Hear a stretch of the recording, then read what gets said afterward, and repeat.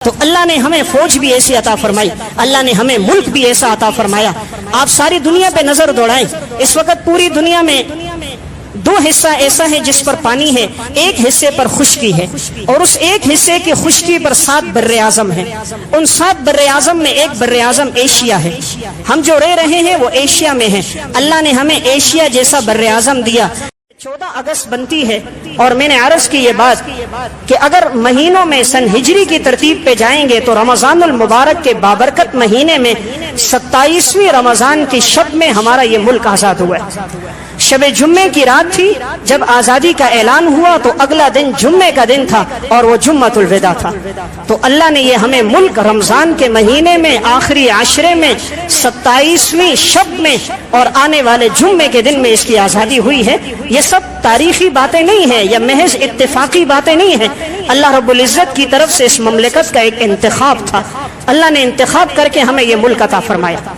یہ ویسے آزاد نہیں ہوا، اس کے لیے بڑی قربانیاں دی گئی۔ جس وقت یہ منشور سامنے آیا کہ ایک الگ ریاست ہونی چاہیے اور مسلمانوں میں ایک جذبہ جہاد اٹھا، اس وقت جو نعرہ لگتا تھا، جس نعرے پر ہمارا یہ ملک بنا تھا، وہ تھا پاکستان کا مقصد کیا؟ لا الہ الا اللہ۔ کیا جوان، کیا بوڑھے، کیا مرد، کیا عورتیں، سب کی زبان پہ ایک ہی نعرہ تھا۔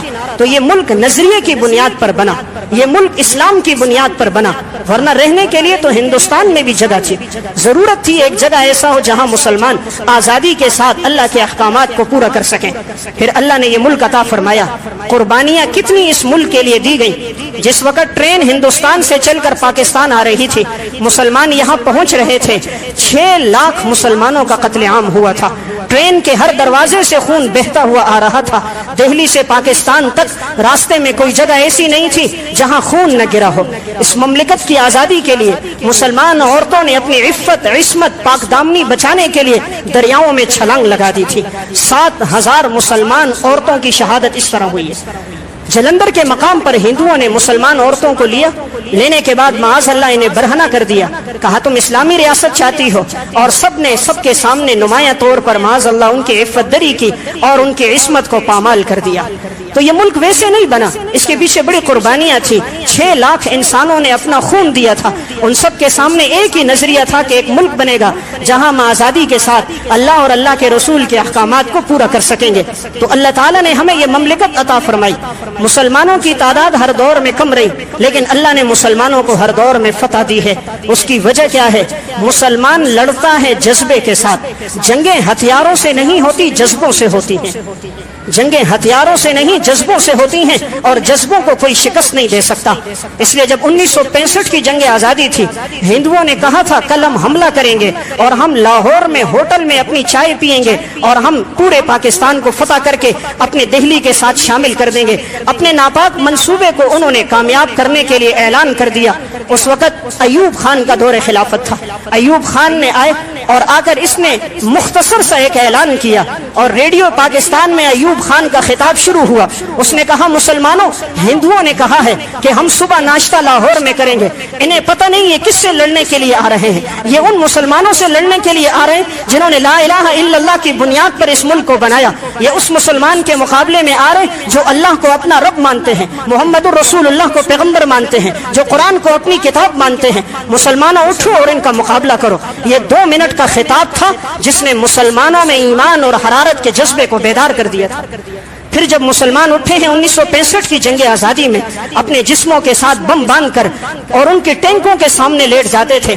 تاریخ مثال نہیں پیش کر سکتی کہ کوئی اپنے جسم کے ساتھ بم بھی باندھ سکتا ہے۔ جیسے یہ اعلان ایوب خان نے کیا تھا، 17 دن جنگ ہوئی ہے، 17 دن میں ایک واقعہ چوری کا نہیں ہوا، 17 دن میں ایک واقعہ شراب نوشی کا نہیں ہوا، 17 دن میں ایک واقعہ زنا کا پیش نہیں آیا، 17 دن میں ایک واقعہ مال لوٹنے کا پیش نہیں آیا۔ پاک فوج کے ساتھ لڑنے والے یہی مسلمان تھے، کیا مرد کیا عورتیں، کسی کے پاس کلہاڑی تھی، کسی کے پاس بیلچا تھا، کسی کے پاس کدال تھی، سب نے کہا ہم لڑیں گے اور اپنے اس مملکت کی آزادی کے لیے لڑیں گے۔ ایک ہی نعرہ لگتا تھا، پاکستان کا مطلب کیا؟ لا الہ الا اللہ۔ سب باہر نکلے ہیں۔ اس 17 دنوں کے اندر تاریخ نے وہ مثالیں دیکھی کہ صحابہ کا دور یاد آ گیا۔ جب یہ اعلان ہوا کہ مسلمان جو فوجی ہیں، پاک فوج کے نوجوانوں کو خون کی ضرورت ہے۔ لاہور کے ہسپتالوں کے باہر لائنیں لگ گئی، کیا نوجوان، کیا بوڑھے، کیا مرد، سب نے اپنے آپ کو پیش کر دیا، ہمارے جسموں سے خون لو اور پاک فوج کے ان نوجوانوں کو خون دو۔ لائنیں لگ گئی۔ اس دور میں سرنجیں ختم ہو گئی، آلات ختم ہو گئے، آخر خون لے کر جمع کریں تو کس طرح کریں؟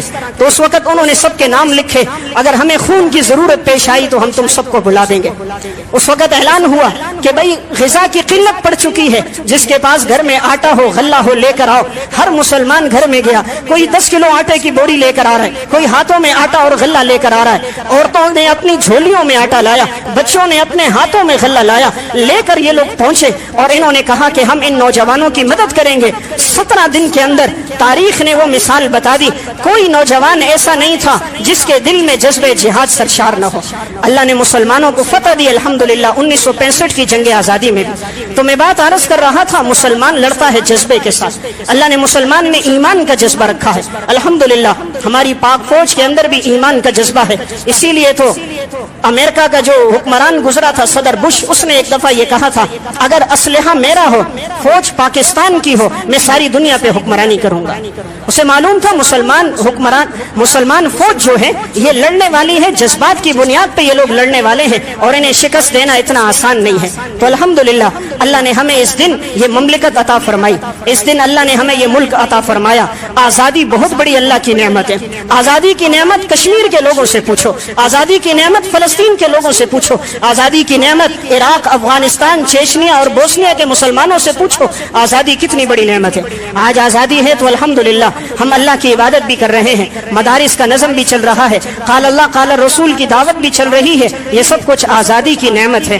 آج آزادی کی نعمت ہے، ہم نے قربانیاں بھی کی، ورنہ ہندوستان کے مسلمان گائے کی قربانی نہ کر سکے۔ ممبر کے اندر ایک ہندو فوجی آ کر اعلان کرواتا تھا کوئی گائے کی قربانی نہیں کرے گا، لیکن الحمدللہ ہم نے قربانی کا عمل بھی کیا۔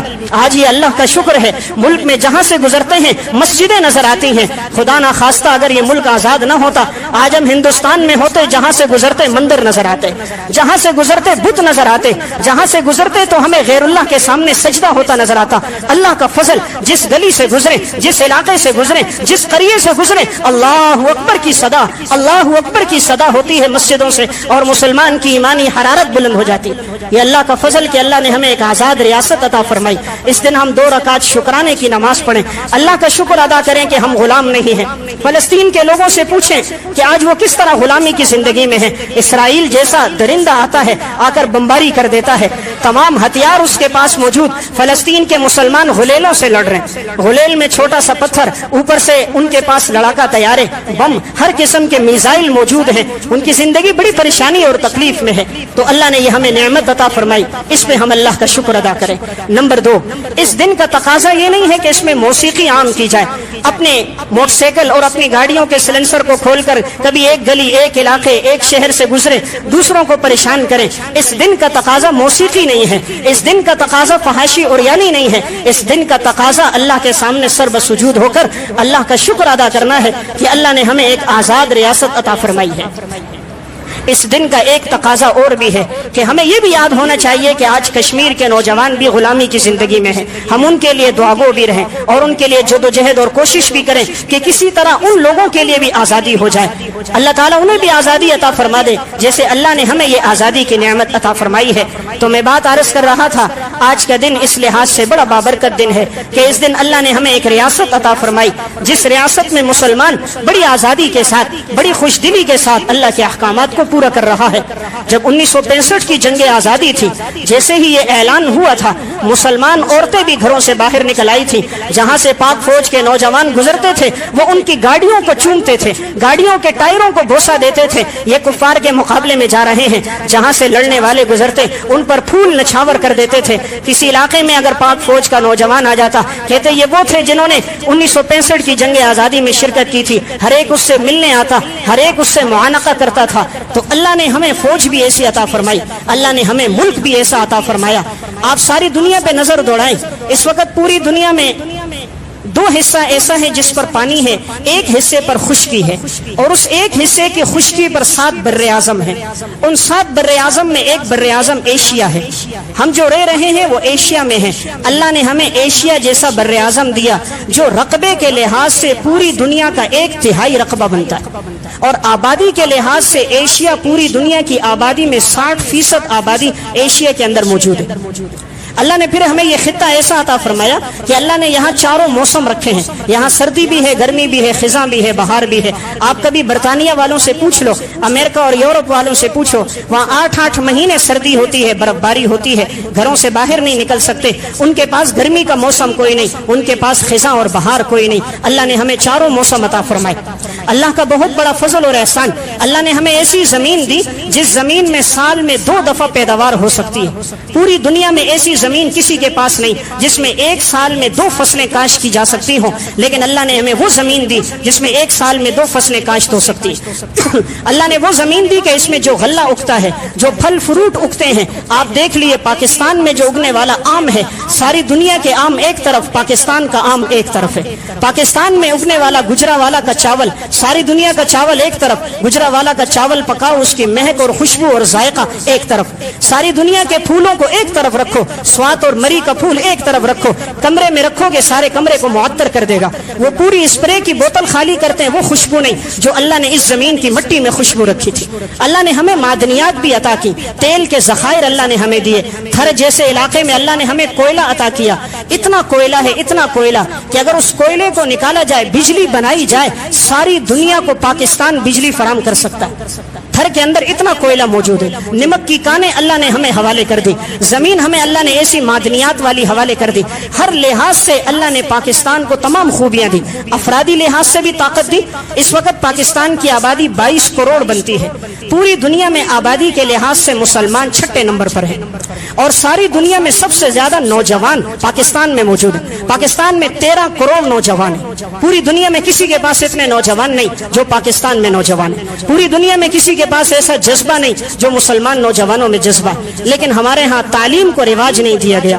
افسوس اس بات کی کہ ہمیں قیادت اچھی نہیں ملی، افسوس اس بات کی کہ تعلیم کا رجحان نہ ہوا، ہم تعلیم کے لحاظ سے بہت نیچے گر گئے۔ صرف امریکہ میں اس وقت 5358 یونیورسٹیاں ہیں، اور سارے اسلامی ممالک 61 ہیں، اور 61 اسلامی ممالک میں صرف 503 یونیورسٹیاں ہیں۔ 61 اسلامی ممالک میں 503، اور امریکہ کے ایک ملک کے اندر 5000 یونیورسٹیاں ہیں۔ آج انہوں نے تعلیم نہ دین کی عام کی نہ دنیا کی عام کی۔ آج تعلیم حاصل کرنے کے لیے ہمیں امریکہ جانا پڑ رہا ہے، ہمیں یورپ جانا پڑ رہا ہے۔ یہاں تعلیمی لحاظ سے ہم بہت پیچھے چلے گئے، 107ویں نمبر پر ہم تعلیم کے لحاظ سے۔ اللہ نے ہمیں طاقت دی، وسائل دیے، لیکن افسوس کی بات ہمارے سرکاری اداروں میں، سرکاری اسکولوں کے اندر کتے اور گدھے تو گھومتے نظر آتے ہیں، وہاں تعلیم نظر نہیں آتی۔ ایک سرکاری اسکول جانا ہوا تو گدھا اندر گھوم رہا تھا، کلاسیں ویران ہیں وہاں پر، تعلیم کا وہاں رجحان نہیں۔ تنخواہیں لی جا رہی ہیں لیکن تعلیم عام نہیں کی جا رہی۔ اگر تعلیم کا رواج عام ہوتا تو ہم تعلیمی لحاظ سے بھی بہت آگے بڑھ جاتے۔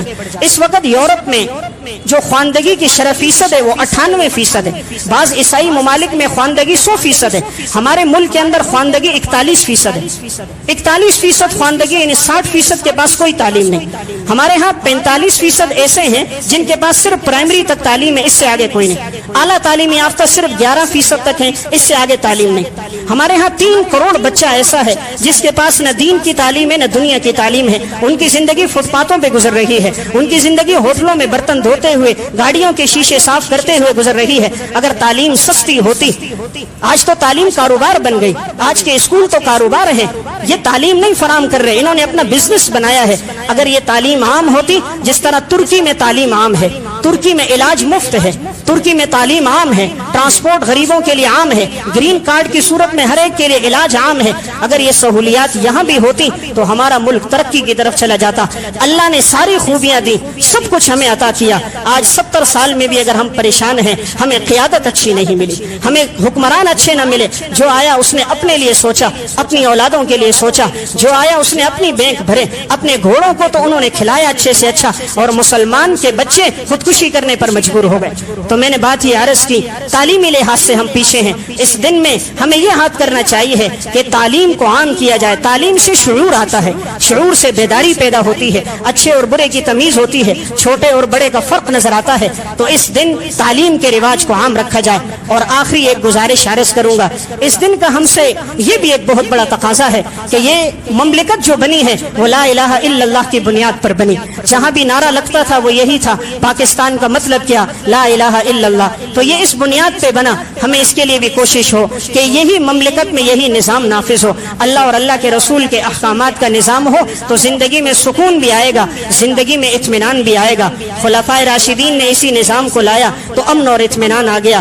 آج مسلمان بھی اس نظام کو لائے تو امن اور اطمینان آئے گا. اور اپنی نسلوں کو ہم یہ واقعات بھی سنائیں, جدوجہد اور قربانی بھی بتائیں کہ یہ مملکت ویسے نہیں آزاد ہوئی, تاکہ نوجوان نسلوں کے اندر جذبہ جہاد بھی بیدار ہو. نوجوان نسلوں کے اندر 14 اگست بنتی ہے, اور میں نے عرض کی یہ بات کہ اگر مہینوں میں سن ہجری کی ترتیب پہ جائیں گے تو رمضان المبارک کے بابرکت مہینے میں 27ویں رمضان کی شب میں ہمارا یہ ملک آزاد ہوا ہے. شب جمعے کی رات تھی جب آزادی کا اعلان ہوا, تو اگلا دن جمعے کا دن تھا اور وہ جمعۃ الوداع تھا.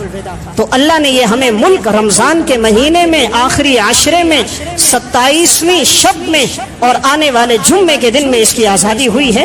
یہ سب تاریخی باتیں نہیں ہیں, یہ محض اتفاقی باتیں نہیں ہیں. اللہ رب العزت کی طرف سے اس مملکت